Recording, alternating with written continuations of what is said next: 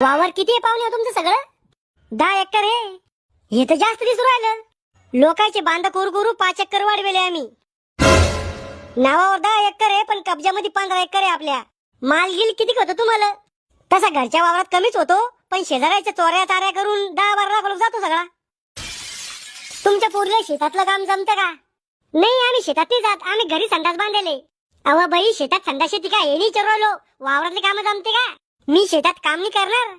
मग शेती करायला पाहिजे, कर्ज काढायला. तुला वावरात काही जमत नाही का? एक काम जमत. कोणतं? वावरात झोप घेणं. पाहुणे हो, अजून काही प्रॉपर्टी नाही का तुमच्याकडे? पिलाट आहे आमचा डांबरी रस्त्याच्या बाजूला. श्याम्या आता सगळं विचारून घे बर का, लग्न झाल्यावर बायको बदलून भेटत नाही. चला झाडाखाली बसून घेऊ. काका हुंड्याचं विचारा ना. पाहुणे हो, हुंड्याचं काय मग? हुंड्याच्या विरोधात आम्ही तुमच्या इथे यायच्या आधी एक नवरदेव पाहायला गेलतो आम्ही. त्याने आम्हाला हुंडा मागितला होता. दिली मग नवरदेवावर केस टाकून.